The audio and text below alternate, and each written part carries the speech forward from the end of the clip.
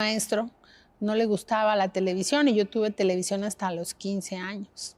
Escuchaba el radio y eso me permitió tener pues una carga de imaginación importante porque la radio generaba eso, ¿no? Y pues era leer, estudiar. Afortunadamente pues siempre fui buen estudiante y pues mis papás nunca se preocuparon por mí en ese sentido. Mi papá era difícil, era duro, era enérgico, era disciplinado y mi mamá de convicciones muy profundas, ¿no? Entonces, bueno, yo así crecí en esta familia. ¿Cómo decide entrar a participar en la política? Mi hermana Diana estudiaba ciencias políticas y pues estaba en los 18 o 19 años en el Frente Democrático cuando inició el PRD. Y yo la acompañaba y pues así me fui incorporando a la militancia y hasta el día de hoy. Y no he militado en otro proceso ideológico que no sea la izquierda, es en lo que creo. Usted es fan del libro El Principito. Caminando en línea recta no puede uno llegar muy lejos. ¿Qué le dice eso de la política? Yo creo hoy que caminar en línea recta es lo que debemos hacer los políticos. Y creo que pues es difícil porque el entorno cuenta.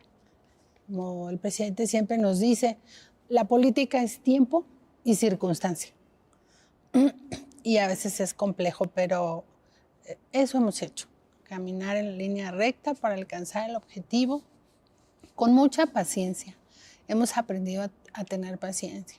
Llevamos en esto 20, 30 años, ¿no?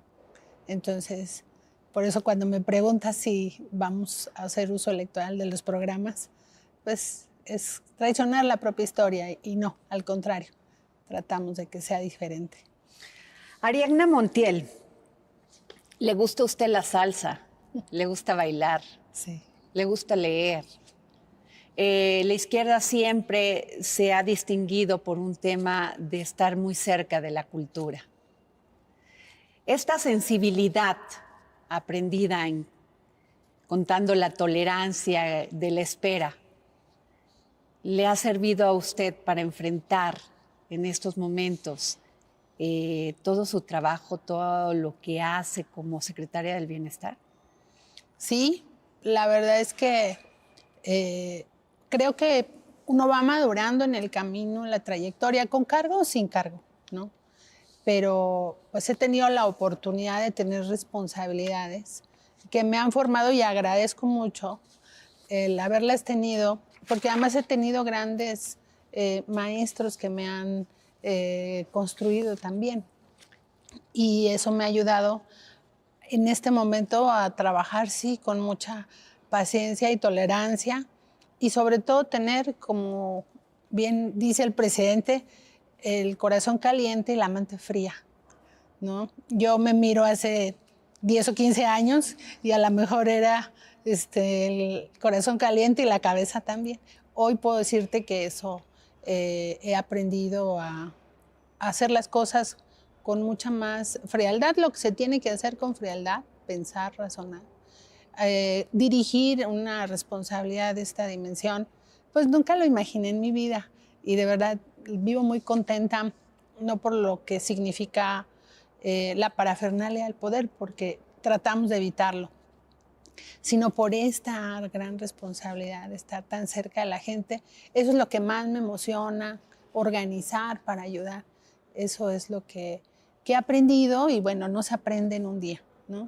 Y el tiempo nos ha ayudado a aprender, a madurar y a saber conducir. ¿Qué es trabajar con Andrés Manuel López Obrador?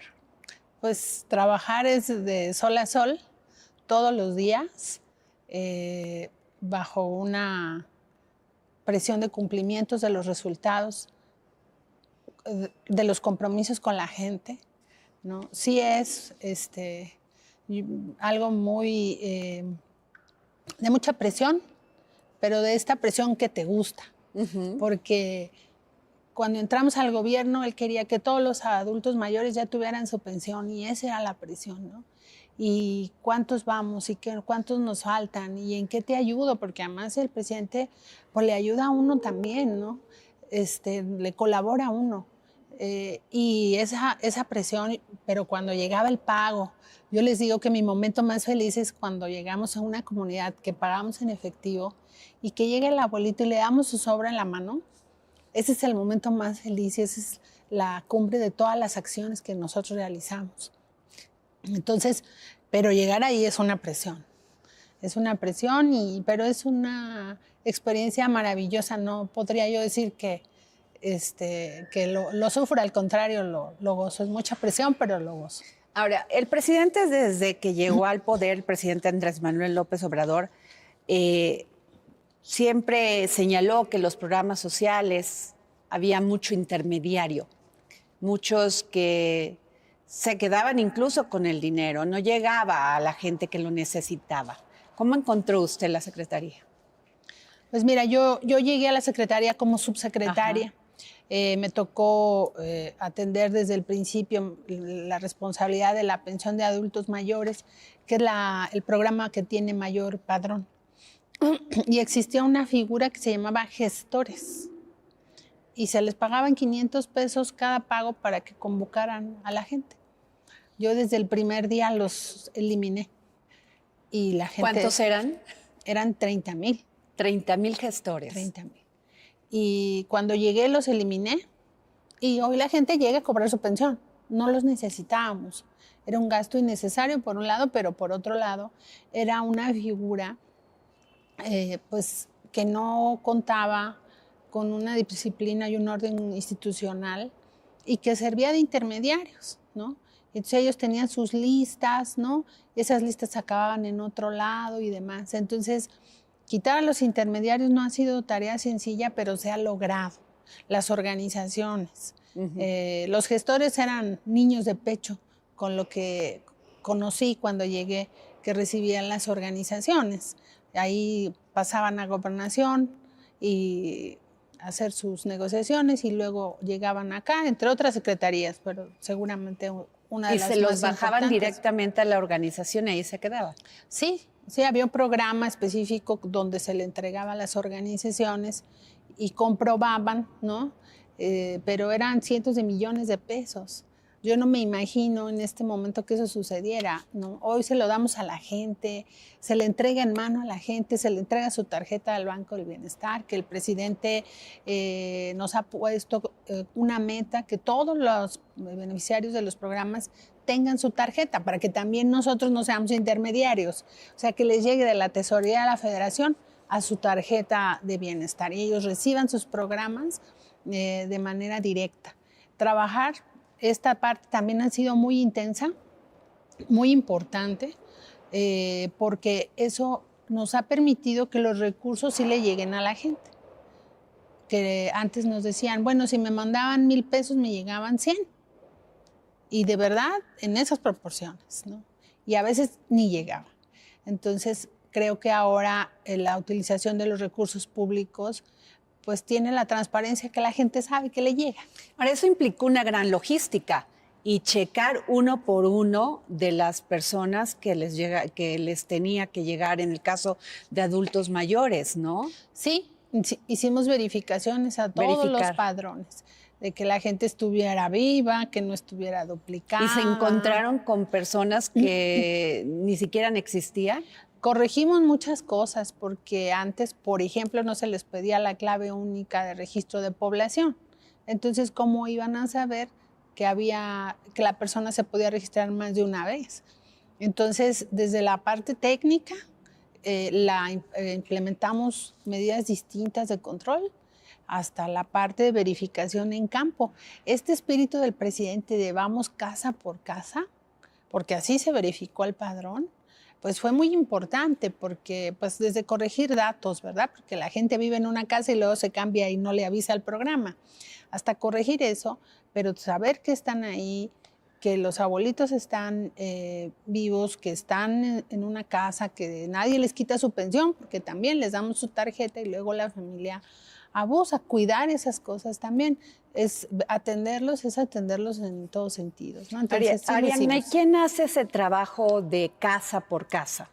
Nuestros servidores de la nación, que son quienes están en campo, ¿no? Tenemos servidores de la nación, promotores de los programas, de las becas, de las pensiones, técnicos y facilitadores de Sembrando Vida, técnicos del programa de agricultura. En general, como todos los conocemos como servidores de la nación, porque esos somos todos. Okay. Y ellos hacen esta visita casa por casa. Ariadna, Ariadna Montiel, secretaria del Bienestar, fue muy criticado el tema de las estancias infantiles. Luego se anunció que este programa se le iba a dar a las madres directamente para que pudieran con ese dinero, pues, hacer lo que hacían las estancias infantiles. ¿Ha funcionado este programa? Porque sí, hubo muchos cuestionamientos. Sí, mira, es una decisión que se tomó al principio de la administración en este espíritu de quitar a los intermediarios. Las estancias infantiles eran entes privados, no eran entes públicos. El gobierno le pagaba el servicio a las estancias para que las mamás llevaran a sus hijos para ser cuidados. ¿Qué hacemos ahora? Le entregamos los recursos a la mamá para que la mamá decida en qué estancia va a tener a los niños en cuidado o bajo qué esquema de cuidado los va a tener. ¿Por qué nosotros cuestionamos este programa bajo el esquema de estancias? Primero decirte que los programas hoy son por persona. Es la pensión para los adultos mayores, para las personas con discapacidad, para las madres trabajadoras. Antes era 65 y más, las estancias infantiles, o sea, era para las cosas, no para las personas. Hoy es para las personas. Entonces, le damos el recurso a la mamá y con ese recurso cubre el pago de la estancia. ¿Cuál era la crítica central nuestra? Verificamos el padrón como verificamos todos los padrones y de 300,000 niños localizamos a 200,000. Los otros 100,000 no estaban y los fuimos a ver a su casa uno por uno, a hacer el censo de verificación de ese programa y el 30% no estaba. Entonces, ¿qué nos dimos cuenta? Bueno, pues que había niños que los registraban como si estuvieran ahí, pero no acudían a la estancia, mamás que nos decían, yo no sabía que mi hijo estaba registrado en una estancia, llegamos a un domicilio y era un taller mecánico donde no vivía ningún niño, etcétera, etcétera. Entonces, cuando hicimos esa verificación, entonces se toma la decisión de cambiar el programa a un programa de entrega directa. Entonces, las mamás que sí censamos, que sí localizamos, son las que reciben el apoyo. Después aparecieron unas 10,000 más que se cambiaron de casa, pero alzaron la mano, aquí estamos, igual la registramos. Pero nació pues de una revisión del programa. Había un equipo de verificación de las estancias. Pues no hacían su trabajo, era una estructura burocrática. Y nosotros, bueno, en ese tiempo el programa manejaba 4,500 millones para estancias infantiles. Para 330,000 niños. Ahora manejamos 2,700 para 220,000. O sea que había 1,000 millones anuales que nunca se supo a dónde fueron a dar. Se le pagaban a la estancia y la estancia no tenía a los niños que decía. Nosotros no estamos en contra de las estancias, por el contrario, yo soy una niña de estancias infantil, en una estancia de ISSSTE. Y comparto que el cuidado de los niños, no solamente por el cuidado, sino por el desarrollo y la convivencia de esa edad, y más cuando son pequeños, están en la edad adecuada para que jueguen, para el desarrollo, etcétera. Pero eso sin menoscabo de que son recursos públicos y de que se tienen que cuidar. Entonces, quitamos la burocracia que supervisaba, supuestamente, entregamos de manera directa los apoyos, pero hicimos una transformación posterior, creo que más importante que todo lo anterior. las estancias eran solo para las ciudades. Ese programa solo estaba en las ciudades. Y los niños indígenas que su mamá los lleva a trabajar al campo y que están en riesgo el trabajo infantil, de que trabajan en el campo con agroquímicos y los niños los respiran y demás, ese trabajo no estaba considerado. Contemplado. ¿Qué hicimos? ¿Cuáles son nuestros niños más pobres? Nuestros niños indígenas, nuestros niños de las zonas rurales. Así es. Porque el principio de todo lo que hacemos es primero los pobres. Entonces decidimos que el programa atendiera a los niños más pobres. ¿Dónde están los niños más pobres? En estas regiones. ¿Y qué hicimos? Hicimos un censo de manera universal para 9 regiones indígenas. Seris, mayos, yaquis, tarahumaras, purépechas, guarijíos, otomís, mazaguas, purépechas, ya dije, Sí. toda la montaña de Guerrero. Toda la montaña. Y una zona, justamente la Sierra Sur de Oaxaca, Sierra Sur y Sierra Norte de Oaxaca, donde de manera universal estamos atendiendo a esos niños con este programa, donde las mamás van al campo y los niños, pues ahí no hay una estancia, pero igual necesitan y tienen derecho a un cuidado, ¿no? Incluso hay deserción escolar, porque no pueden, o sea, Así llevarlos. es. Y además las familias a veces son migrantes internos del país para ir a trabajar a los campos de Sinaloa, por ejemplo, y van de un estado a otro.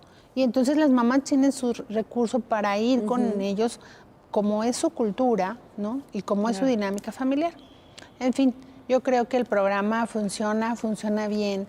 Le dimos un tratamiento para atender a los niños más pobres, para cuidar a los niños más pobres. Ahora, secretaria, la burocracia esta que me menciona y este dinero que pues, no apareció y que se daba a estas instancias, ¿tiene nombre y apellido? ¿Se han fincado responsabilidades? Pues nosotros hicimos las denuncias correspondientes. Nosotros dimos conocimiento a la función pública, y ahí está, y se han hecho investigaciones, bueno, se ha ido trabajando en eso y ya esa es tarea de la función pública, porque nosotros sí decidimos una cosa, el pasado no nos iba a quitar tiempo para el presente y el futuro. Actuar en el presente. Me llama la atención este programa de discapacidad permanente. ¿Me puede hablar de él, por favor? Pues la pensión para personas con discapacidad es un apoyo económico directo igual como lo es la pensión de adulto mayor. Nació con el presidente cuando era jefe de gobierno en la Ciudad de México, pero a diferencia de adulto mayor, ningún estado ni la federación tomó el tema a nivel nacional. No había un programa para las personas con discapacidad. Había un consejo de discapacidad, pero que solamente daba recomendaciones, pero no tenía un programa de apoyo a las personas con discapacidad. Desde el 1 de enero se implementó esta pensión, principalmente o prioritariamente para las niñas y los niños, los jóvenes de 0 a 29 años. Que tengan un tipo de discapacidad. ¿Qué tipo de discapacidad, secretaria? Hay 5 discapacidades, 5 grandes tipos de discapacidades: la auditiva, la visual, la psicosocial, la intelectual y el de lenguaje. Okay. Entonces, en estos 5 tipos, pues hay una serie de condiciones de vida dentro de cada uno, ¿no? Y algunos son múltiples. Entonces, estas discapacidades, el programa atiende las discapacidades permanentes. Me escriben en redes sociales, una persona me dice, oiga, es que yo me fracturé el pie y ahorita no puedo trabajar. Sí, pero no es permanente. Okay. Se va usted a recuperar seguramente, sino una discapacidad es aquella condición de vida con la que van a estar toda su vida, ¿no? Alguien que tiene ceguera, que es de la comunidad sordomuda, que nació con alguna discapacidad motriz, que no tiene una parte de su cuerpo porque un accidente, no necesariamente nacimiento, sino a lo largo de la vida. Y bueno, la idea es que les demos un apoyo. Ya es un derecho constitucional para los niños y los adolescentes de 0 a 18 años. Y bueno, el programa pues ya es un derecho constitucional de 0 a 18 años, aunque el programa es de 0 a 30 de manera universal para todas y todos las personas que viven en esta condición.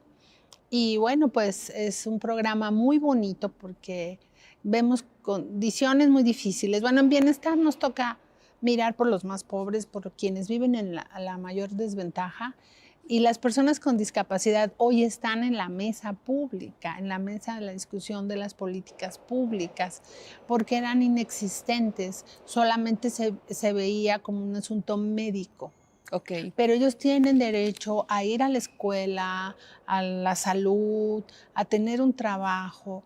Y nosotros, nuestra principal acción es brindarles un apoyo económico para que ellos se ayuden al ejercicio de sus derechos. Y la discapacidad no es la condición de la persona, sino es el contexto en su conjunto. Si yo quiero ir a la escuela, pero no hay camino adecuado, porque yo soy una persona que vivo con discapacidad motriz y no hay camino, mi discapacidad se ahonda en el sentido que no puedo llegar a la escuela, Claro. ¿no? Entonces, no solamente es la entrega de los apoyos, sino trabajar en una política de inclusión a las personas con discapacidad. Es tan importante como el tema indígena, tan importante como el tema de género, la inclusión a este sector vulnerable de la población. Y nos hemos encontrado niñas indígenas en condición de discapacidad, que es la situación más vulnerable que yo he conocido, ¿no? Porque ves muchas cosas y acercarles el apoyo a la mamá o a la familia para que los puedan llevar al doctor. Muchos de ellos no tenían un diagnóstico médico, por lo tanto no un tratamiento, Claro. y viven así a lo largo de su vida. Y hoy tienen para su medicina, hoy tienen para ir a la escuela. Hemos conocido a niños que aprenden piano y que eso les ayuda para su condición. Niños que viven en condición porque se incorpora a todo el espectro autista, que los papás tienen la posibilidad de acercarles a una terapia, de verdad les cambia la vida. En este año 2022 se les otorgan 2,800 pesos, que para muchos puede ser muy poco, pero de verdad a las familias les hace un cambio en su familia, porque además hay familias con discapacidad, donde no solo es una persona, sino son varias, porque a lo mejor es una condición genética. Cuando es eso, como nuestra visión es por persona, se los damos a cada uno. Okay. Entonces construimos pues familias diferentes. De verdad es un programa que, como dice el presidente, nos hace mejores seres humanos. Estamos hablando de cuántas personas están en este programa. Actualmente tenemos a 1 millón de personas en la pensión. Todavía nos falta incorporar a 2,6 millones que no tienen la pensión, porque la pensión es de 30 a 64, a esa edad no tienen todavía acceso al programa, salvo la población indígena, que ellos tienen los programas de carácter universal. Okay. ¿No? Ahora mismo estamos haciendo un registro en 3 estados. El presidente les propuso a los gobernadores, ustedes pongan el 50% del recurso que se necesita y yo el otro 50%. Entonces, lo hacemos y ya registramos a todos a la pensión en tu estado. Ayúdanos a ayudar. Entonces, eso estamos haciendo ahora en 3 estados. otros 7 estados nos han puesto un presupuesto, no para todos, pero para los más pobres ir avanzando. Esto me imagino que también tiene el apoyo de otras secretarías como la Secretaría de Salud. Sí. Que pueda coadyuvar en todo este tema. Sí, sobre todo en la emisión del certificado y del diagnóstico, esto es fundamental. Y obviamente el derecho universal a la salud, que también se inscribió en la reforma al artículo 4 constitucional, donde se volvió un derecho la pensión de adultos mayores, la pensión de discapacidad, las becas para estudiantes y el derecho a la salud, que es en lo que ahora mismo el presidente está trabajando con los estados, con la federalización de la salud.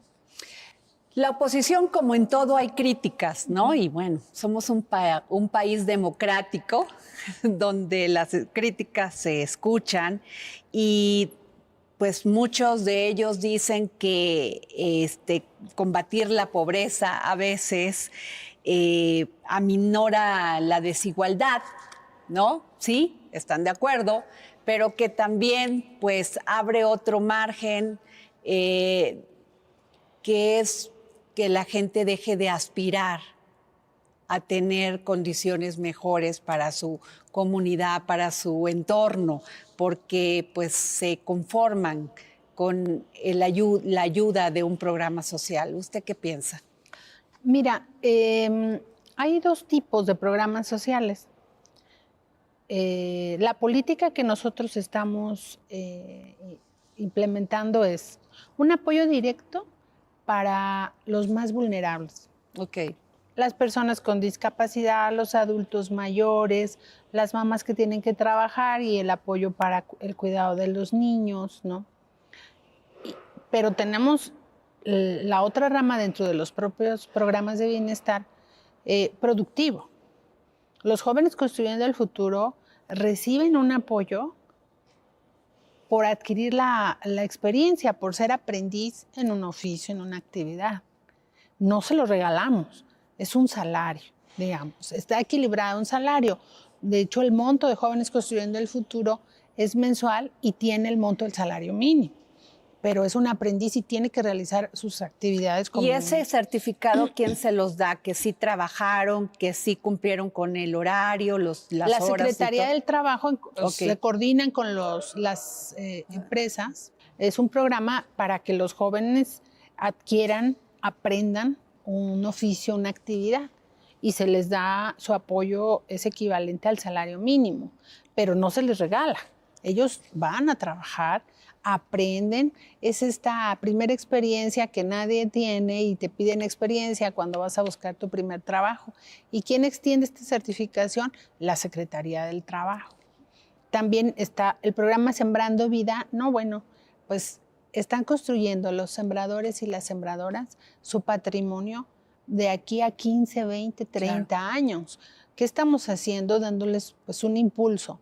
A ellos se les entrega un jornal de 5,000 pesos, pero trabajan en la parcela, hacen su vivero, siembran sus plantas. Ya que la planta está de una talla, se lleva a la parcela y estamos sembrando maíz, frijol, árboles frutales y los árboles maderables que son de largo tiempo, 15, 20, hasta 30 años, pero esa es una inversión para sus hijos. Claro. Y ellos están trabajando, no les estamos regalando el dinero.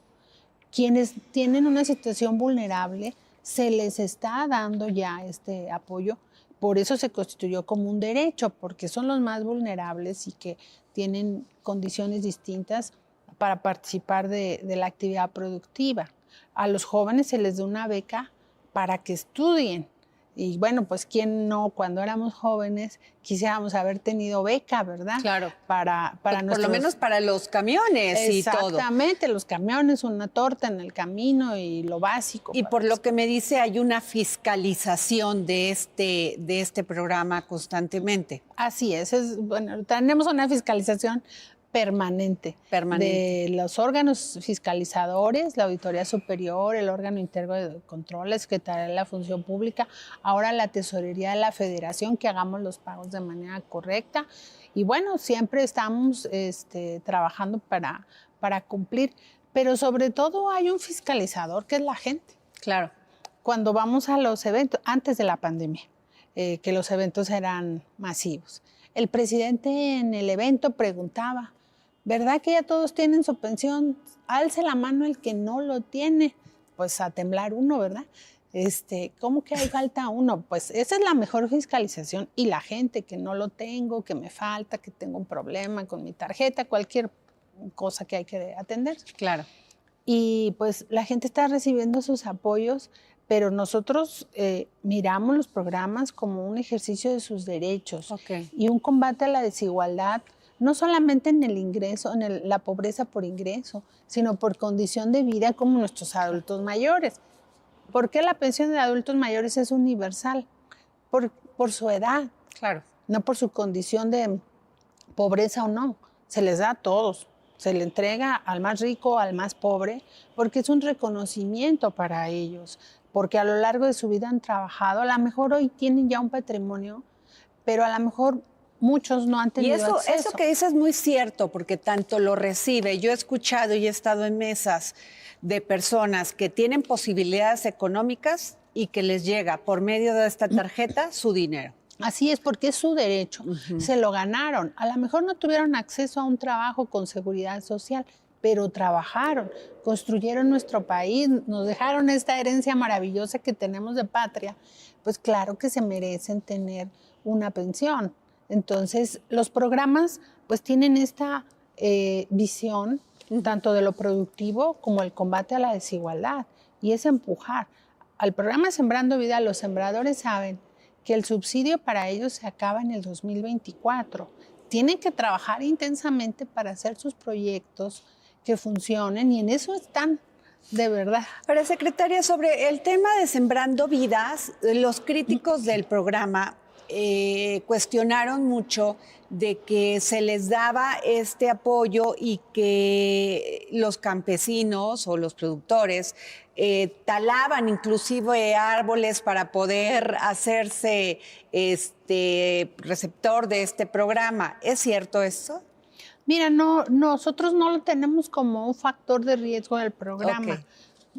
Pero también nosotros no somos infalibles. Si alguien ha cometido algún error, no solamente en ese programa, en el que sea, pues nosotros actuamos. Los programas tienen reglas de operación, ¿no? Ajá. Y cuando nosotros detectamos alguna irregularidad de quien sea, pues actuamos. Pero por el contrario, si vieras cómo los sembradores y sembradoras cuidan su ambiente, cuidan su parcela, trabajan en colectivo, porque esa es otra virtud. Ahora que hemos estado atendiendo el huracán, pues unos centros de aprendizaje campesino, se fue el vivero completo. Y un adulto mayor me decía, pero lo mejor del programa es que trabajamos juntos y vamos a salir adelante juntos, ¿no? Esa es una gran virtud, que se hace comunidad. Okay. Y que la comunidad empuja. Y okay, eso es muy bueno, porque el que se va quedando atrás, otro lo jala y van juntos. No es un trabajo individual. Ahora, el tema, por ejemplo, en este sentido de Sembrando Vidas, hay muchas mujeres que sus esposos se han ido a trabajar o como inmigrante y han dejado estas parcelas, estas tierras abandonadas, y no tenían derechos estas mujeres sobre esas tierras. ¿Qué va a pasar? Fíjate que es una pregunta muy interesante y nadie me la había hecho, porque tiene que ver con muchas cosas de fondo en el país. Las mujeres, dentro del programa, el 30% son mujeres, casi todas en la condición que tú describes, que sus padres, su familia, los hombres, digamos, han ido a trabajar a otros lugares, ya sea en México o fuera, y ellas se quedan a cargo de la tierra. Entonces se les ha validado que ellas sean las poseedoras de la tierra, porque no muchas son titulares de la tierra. Exacto. ¿No? A diferencia de otros países, por ejemplo en Centroamérica, en México, la Revolución Mexicana hizo reparto de tierra. El general Cárdenas hizo reparto de tierra. Entonces, los campesinos tienen sus parcelas. En Centroamérica sigue habiendo estos latifundios en donde pocos tienen muchas superficie de tierra. No es tan fácil implementar el programa en Centroamérica por esa condición. Entonces, se les da acceso a las mujeres al programa que están en esta situación, y hemos quitado como toda esta burocracia que creció a lo largo de 80, 90 años, que el papel, y que hay como 80 posibilidades de comprobar la posesión. Entonces, nosotros hemos hecho accesible el programa, y además, sobre todo, porque se va y se mide la parcela. Igual en el programa de producción para el bienestar, que es de agricultura, nosotros coadyuvamos a ir a verificar, es lo que era el Procampo, el programa anterior, y se fue a verificar que estuvieran todos y los predios, y ahí nos ves hasta la última montaña, viendo que estén sembrando, que están los predios, porque también es eso, hay un incentivo a que se hagan las tareas para lo cual se entrega el programa, ¿no? Y las mujeres hoy van tomando una posición muy importante en muchas materias, qué bueno. ¿no? Pero me da gusto, el 30% Qué bueno. es importante.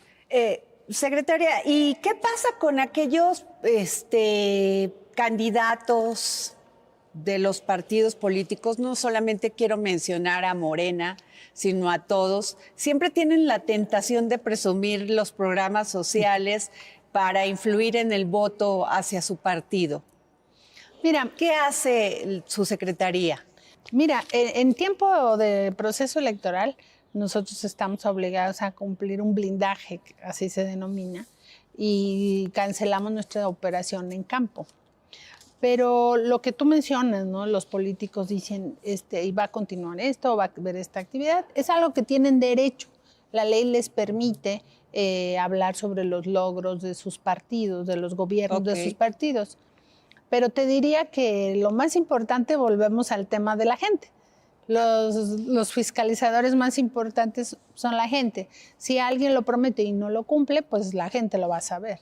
Y hoy más que nunca que la gente está informada y que les insistimos que este sea un derecho.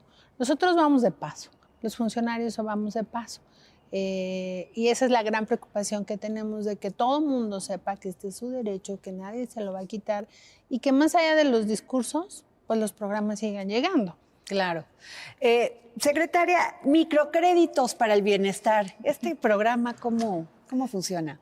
Las tandas para el bienestar, como comúnmente se les conoce, pues este programa es para apoyar a los pequeños negocios familiares, ¿no? Por ejemplo, quien tiene venta por catálogo, que tiene un puesto de comida, ¿no? Se les prestan primero 6,000 pesos y tienen un tiempo para iniciar a pagar. Y son tantas porque van pagando de 500 pesos en 500 pesos.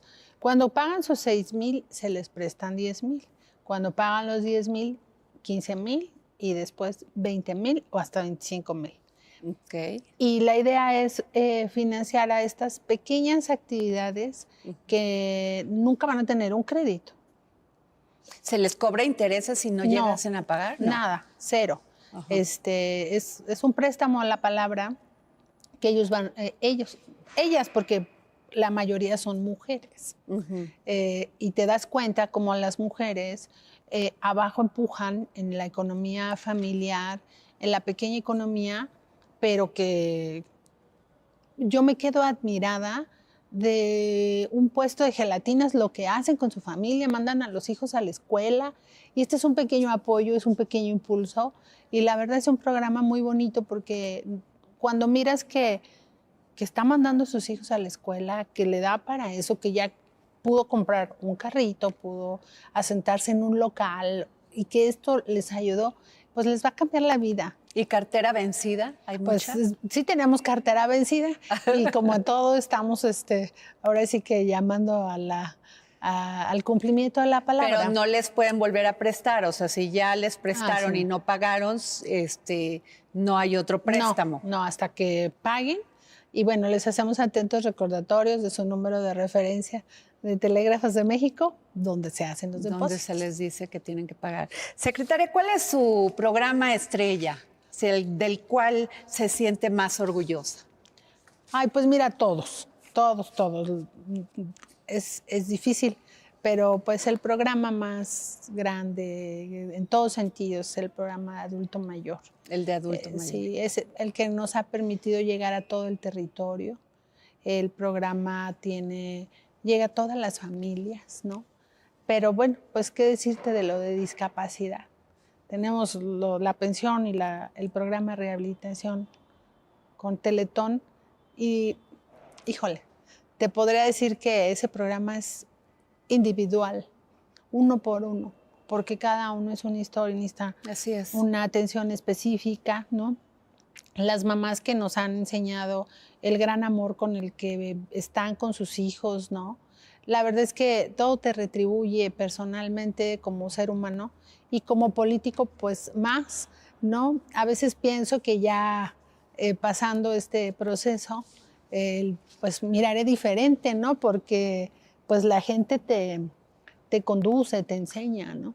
Y hemos tenido esta gran oportunidad de servir de esta manera. Acabamos de ver pasar este huracán Ágata en Oaxaca. Hubo críticas de que se había eliminado el Fonden. ¿Cómo está ayudando la Secretaría del Bienestar en estos casos? Efectivamente, mira, cambió la mecánica. El Fonden de verdad se usaba.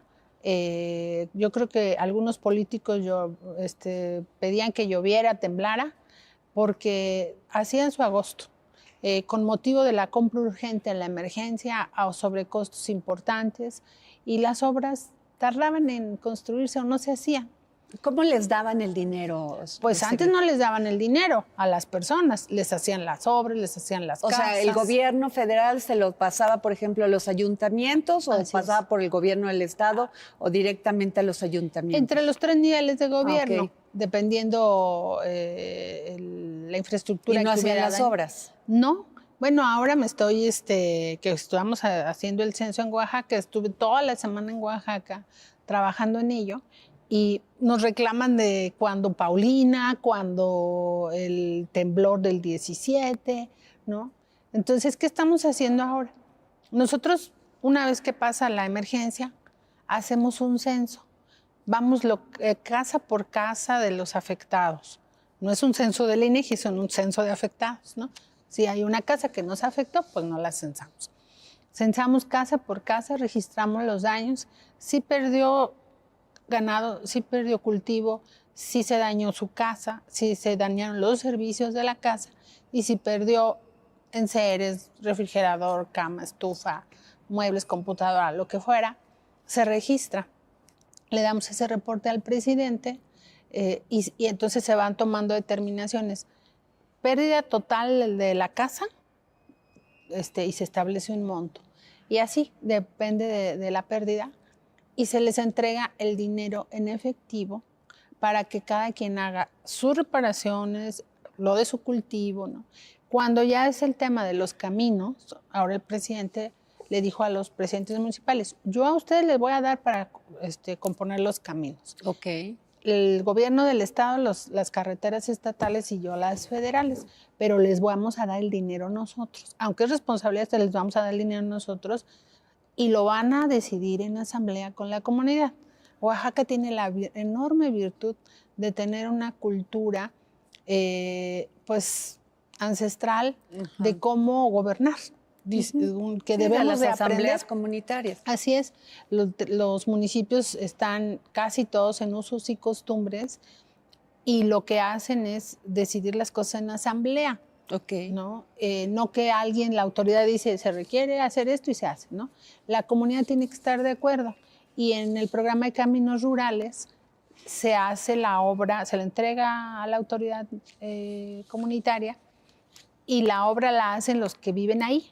Okay. No llega una constructora de México a hacerles el camino, ellos lo hacen. Y ellos pues lo van a hacer muy bien, ¿no? Porque saben que si llueve seguido... Pero tienen asesoría, o sea, siempre tienen asesoría de técnica, ¿no? Técnica de que cómo tengan hacerlos. sus drenajes, los caminos, que tengan las pendientes adecuadas.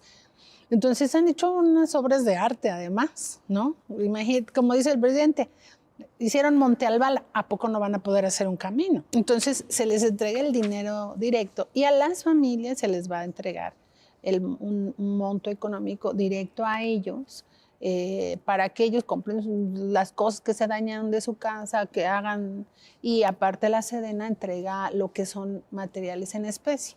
En bienestar no entregamos apoyos en especie, solo económicos, y Sedena entrega despensas, los enseres, ¿no? Porque en medio de la emergencia pues entra el plan de N3 y para quitar cualquier suspicacia, la Sedena, que además hacen un trabajo extraordinario. Secretaria, ¿cómo le hacen para bajar estos recursos en zonas donde no está el Banco del Bienestar? Pues las llevamos como la revolución. El dinero lo llevamos en efectivo y convocamos a la gente, hacemos una mesa de atención, nos acompaña la Guardia Nacional. Okay. Los pagadores y... ¿No han tenido incidentes con el tema de la delincuencia? Sí hemos tenido algunos incidentes, más que nosotros el banco. pero muy, muy poco. Te podría decir que en cualquier lugar la gente respeta hasta... Y además cuida que llegue. Sí, porque además es su familia. Así Digo, es. hay gente, puntos delicados, regiones delicadas del país, y te puedo decir que en todos lados pagamos, en todos lados entramos. No tenemos problema. Pero bueno, estamos trabajando para que haya sucursales y ya no llevemos el dinero en efectivo. Ok. Pues muchas gracias, secretaria del Bienestar, Ariadna Montiel. Muchas gracias por darnos esta entrevista. Muchas gracias a ti, Adriana. Gracias. Gracias. ¿Cómo has compaginado el ser militante de la izquierda, de los pocos que están en Morena, que son realmente militantes de la izquierda y que han caminado con el presidente Andrés Manuel López Obrador? Incluso tú fuiste su abogado en el desafuero. Sí. ¿Cómo compaginas esto, el ser el político, el ser el abogado y ser también el hombre? Ser papá de Sofía. ¿Quién es Horacio Duarte? ¿Qué lee? ¿Qué escucha? Pues mira, compaginar la vida pública con nuestras actividades personales cuesta a veces mucho trabajo, sobre todo a la luz de que el tiempo es una constante que no podemos mover, pero pues nos damos tiempo para leer. A mí me gusta leer mucho biografías políticas, me gusta leer novelas contemporáneas de los autores latinoamericanos, me gusta mucho evidentemente leer y releer a Gabriel García Márquez con 100 años de soledad. Tengo un libro de García Márquez anotado 1 y 1000 veces, lo vuelvo a leer y vuelvo a encontrar notas, citas. Eso a mí me apasiona. Me gusta leer también de ciencia, porque lo voy a decir algo que casi nunca lo he dicho. Yo originalmente quería ser físico-matemático. En mi época de la preparatoria, yo deseaba ser físico-matemático, me gustaban las matemáticas, y al final en la lectura no he perdido ese hilo conductor de ir leyendo lo que está pasando en la ciencia moderna, en los números, en la física cuántica. Eso me apasiona mucho y son de las cosas que me permite como que guardar ese equilibrio de estar en la mañana, en el día, en la tarde y en la noche en política, pero en el momento que puedo darme mi tiempo me pongo a leer otras cosas.